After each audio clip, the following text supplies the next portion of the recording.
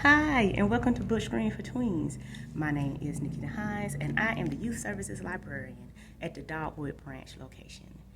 The book we're discussing today is The Season of Styx Malone. And this book is by Kekla Magoon.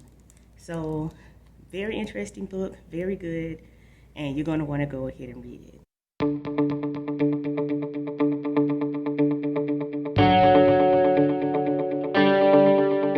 The interesting thing about this book is how the two brothers that are in this story are really enraptured with Styx Malone. Styx has a very specific way that he thinks life is supposed to be lived. And one thing that he believes in doing is he barters to go ahead and get other items that he wants. The brothers in this book, the brothers in the story, they create a friendship with him because they are amazed by the way that he does things.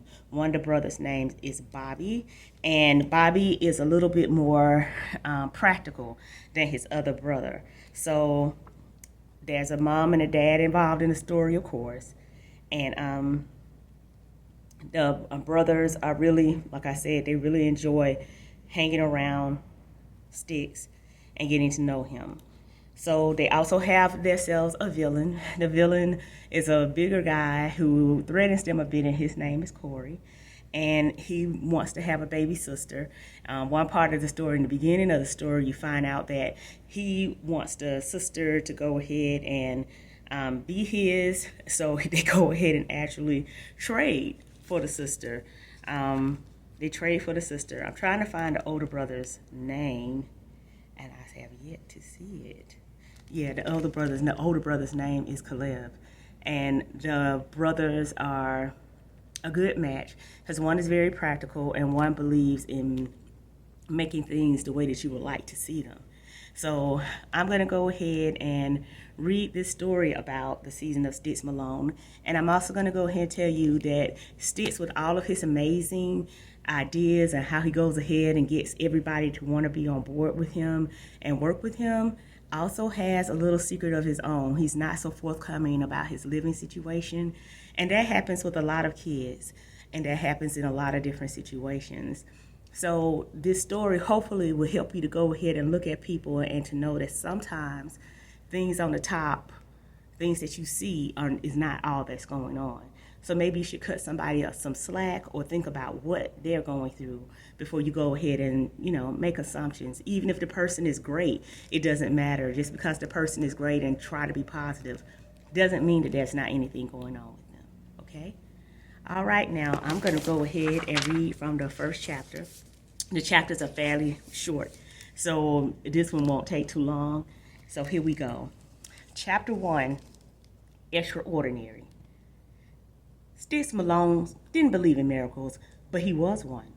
Until he came along, there was nothing very special about life in Sutton, Indiana. Styx came to us like magic, the really, really powerful kind. There was no grand puff of smoke or anything, but he appeared as if from nowhere, right in our very own woods. Maybe we summoned him, like a superhero responding to a beacon in the night. Maybe we just plain wanted everything he offered. Adventure, excitement, the biggest troubles we've ever gotten into our lives, we got into with Styx Malone. It wasn't Styx's fault entirely. And usually I'd be quick to blame a mess like this on Bobby Jean, but no matter how you slice it, this one circles back to me. It all started the moment I broke the cardinal rule of the Franklin household. Leave well enough alone. It was Independence Day, which might have had something to do with it. I woke up with the sunrise like usual, stretched my hands and feet from my top bunk to the ceiling, like usual.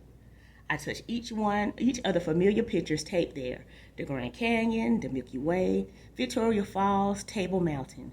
Then I rolled onto my belly, dropped my face over the side of the upper bunk, and blurted out to Bobby Jean, "I don't care what Dad says. I don't want to be ordinary." "What?" he said. I knew he was awake. His eyes were open and blinking up at me. He had his covers pushed down and his socks balled up in his fists. He must have heard me.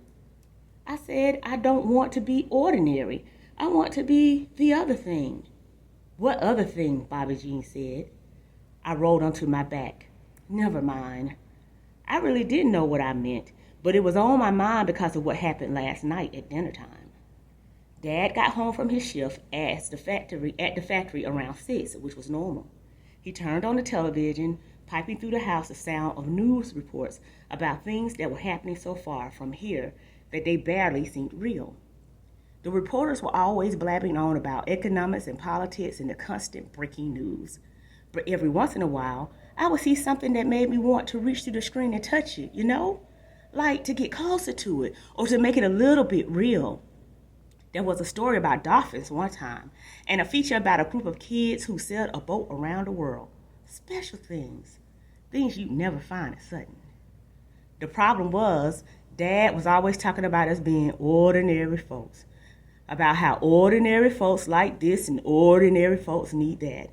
He usually said all this to the TV, but our house isn't that big, and his voice is pretty loud, so you can always hear him. Ordinary folks just need to be able to fill the gas tank without it breaking them. Ordinary folks go to church on Sundays. Ordinary folks don't care who you've been stepping out with, just pass the dang laws. A lot of times he said it more colorful than that, but I'm not allowed to repeat that kind of language. That night in particular, he was getting all hot and bothered, as Mom would say. He was ranting at the TV, and Bobby Jean and I were playing Battleship behind the couch. Sneaking back there was a tight fit for us, but we needed to practice undercover operations. Our ongoing spy game was the best thing we come up with for summer entertainment thus far. If I could sink deep enough into the game, it felt like I could take on the whole world. Caleb Franklin, international man of mystery, a trench coat, a passport, dark sunglasses, and a briefcase of world-saving secrets. An important handoff cold world clearance. Yahtzee! Bobby Jean yelled, which is what he yelled whenever he wanted anything. My spy bubble burst. The secret safe house dissolved. My shoulder ached from being squeezed into the couch wall gap. I didn't have a passport. I never so much as crossed the Sutton town limits. When the news went to commercial, the ad jingle was a piece of classical music. I popped my head up over the back of the couch. I know that song. We played it in band. It's trying to tell. Dinner, Mom called. Dad turned off the TV.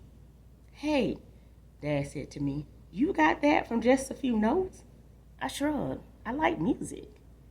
That's because you're extraordinary, Dad said, patting my shoulder. Let's eat. My heart plummeted. I knew Dad thought he was paying me a compliment since he loves to have ordinary this and ordinary that. Still, my heart sank. Extraordinary, like so plain and ordinary there was something to be proud of? I hated this. Hated it. Which is why I thought about it all night and into the morning. And why I vowed that no matter what it took, I was not going to be so ordinary. So you kind of see the attraction to Styx, because Styx is not ordinary. When you go ahead and you're introduced to him, he's already like a magical creature. But then you find out that because of the life that he's lived, he has a reason to go ahead and be that cocky and that so sure of himself. But he's had to go ahead and learn how to do that.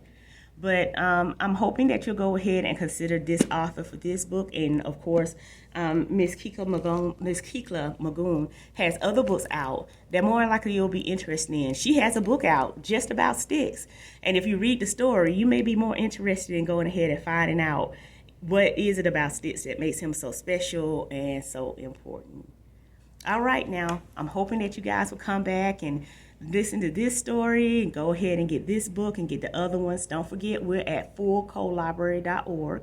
So if you want this book or you want to go ahead and see if we have it available on Overdrive or Hoopla, go ahead and get on our website. And if you can't locate it, you forgot how to go ahead and get your class pass to go ahead and check out books, whether we get the hard copy from your local library or you go ahead and you get the copy that's in digital format, give us a call. All right, guys. Until next time. And the next time we'll be talking about Kekla Magoon, the lady who wrote the book, okay? All right. Till later.